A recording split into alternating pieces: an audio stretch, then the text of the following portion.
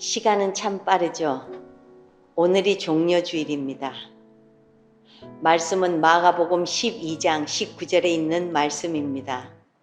선생님이여, 모세가 우리들에게 써주기를 어떤 사람의 형이 자식이 없이 아내를 두고 죽으면 그 동생이 그 아내를 취하여 형을 위하여 상속자를 세울지니라 하였나이다. 아멘. 하나님께서는 이 세상을 창조하실 때 완전한 균형을 이루어 만드셨습니다. 어느 것 하나 서로에게 거치는 것이 없었습니다. 서로가 서로를 돕고 유익이 되게끔 만드셨습니다. 식물은 동물과 사람 모두 조화롭게 존재했습니다. 그러나 이 세상에 죄가 들어오고 사람들이 하나님을 떠나 제멋대로 살면서 이 세상의 균형은 깨어지기 시작했습니다. 대기권이 구멍이 났습니다. 지구의 허파라고 할 수 있는 원시림이 거들이 나고 있습니다. 그러면서 멸종되는 동식물이 한두 가지가 아닙니다. 균형을 잃고 깨어지는 것이 어디 자연뿐입니까? 인간이란 존재 자체가 균형을 잃고 있습니다. 인간관계가 산산조각이 나고 있습니다. 과학은 첨단에 걷고 인간 문명은 발전할 대로 발전했는데 인간의 행복은 바닥으로 떨어져 가고 있습니다. 사람이 하나님을 떠났고 하나님을 믿노라 하면서도 하나님의 마음을 모르기 때문입니다. 오늘 본문에는 계대 결혼 제도가 등장합니다. 형이 후사 없이 죽었을 때 동생이 형수에게로 들어가 대를 이어주는 것이 계대 결혼 제도입니다. 이 제도는 우리의 정서로는 잘 이해가 가지 않는 제도입니다. 하나님은 왜 이 제도를 주셨을까요? 우리뿐 아니라 사두개인들도 계대 결혼 제도를 오해하고 자신들의 주장을 내세우는 재료로 사용하고 있는 것을 본문에서 보게 됩니다. 계대 결혼에 담아 놓으신 하나님의 속뜻은 무엇입니까? 첫째, 계대 결혼은 지켜주기 위한 제도입니다. 계대 결혼은 형의 대를 이어준다는 의미도 있지만 가부가 된 여인을 보호하시려는 하나님의 마음이 깊이 담겨져 있는 제도입니다. 지금은 여인들이 비교적 마음껏 활동할 수 있는 시대가 되었습니다. 그만큼 여건이 신장되었습니다. 직장에서는 여전히 차별이 존재하지만 그래도 옛날과는 비교할 수 없이 평등해진 것은 사실입니다. 직장에서 너희는 여자이기 때문에 이렇게 해야 한다는 식으로 말하면 매장될 수 있습니다. 남자와 여자를 비교하면서 무엇인가를 지시하는 시대는 끝난 것입니다.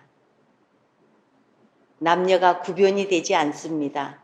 옷도 함께 입고 일도 같이 하고 가사 일까지 분담을 하는 시대가 지금입니다. 그러나 옛날의 여자들은 행동 반경이 아주 좁았습니다. 여자가 할 수 있는 일은 지극히 적었습니다. 그 때문에 과부의 어려움은 생계의 어려움부터 시작되었습니다. 즉 당시에는 겨우 입에 풀칠이라도 할 수 있다면 참 다행인 그런 신세가 가부 신세였습니다. 그래서 하나님은 계대 결혼 제도를 통해서라도 이런 어려움에서 보호받게 하셨던 것입니다. 유사시에는 동생이 형수를 책임지고 건사하게 하신 것입니다. 하나님의 법은 언제나 이렇게 사랑을 바탕으로 합니다. 둘째, 소유의 균형을 잡아주시기 위해 계대 결혼 제도를 주신 것입니다. 땅 때문에 울고 웃는 세상이 되었습니다. 예전에 우리 조상들은 땅을 먹거리를 생산하는 터전으로 생각했습니다.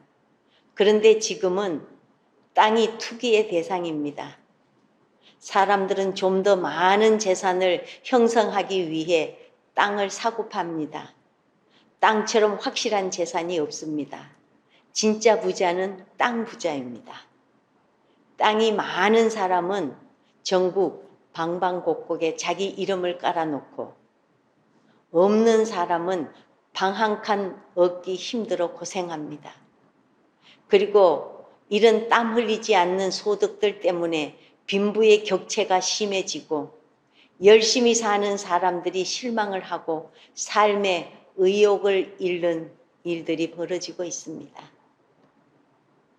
오늘날 저금리 시대가 되었습니다. 그러자 돈 있는 사람들은 집을 여러 채 사서 월세를 올려받는 것으로 사업을 합니다. 그러니 집 없는 사람들은 죽을 맛입니다. 여러분, 이런 삶의 불균형을 바로잡아 주시기 위해 하나님께서는 이스라엘에게 주신 제도 중에 하나가 바로 계대 결혼입니다. 이스라엘은 가나안에 들어왔을 때 땅을 공평하게 분배를 받았습니다. 땅이 없는 사람이 없었고 거의가 공평한 가치의 땅을 소유하고 있었습니다. 그리고 땅은 거래의 대상이 아니었습니다. 사고 팔았다가도 희년이 되면 다시 되돌려 주어야 했습니다.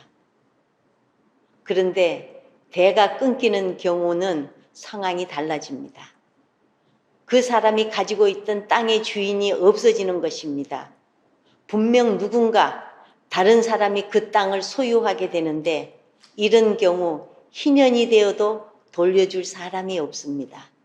그러면 그 사람은 다른 사람의 2배의 땅을 갖게 됩니다. 그런데 땅만 2배입니까? 소출도 2배요. 소유도 2배가 되는 겁니다.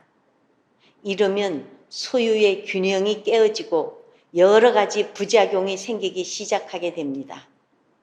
그래서 하나님께서는 동생을 통해서라도 후사를 보게 하셔서 소유의 불균형을 바로잡으려 하셨던 것입니다. 이 얼마나 깊은 하나님의 사랑입니까? 그럼에도 사두개인들은 이 제도에 담긴 하나님의 속뜻을 이해하기보다는 궤변으로 하나님의 아들에게 대항하고 있는 것입니다. 여러분, 하나님의 속뜻을 아는 것은 참 중요합니다. 그곳에 생명이 있기 때문입니다. 여러분들이 하나님의 마음을 아는 자녀로 인정받으시기를 축원합니다. 아멘.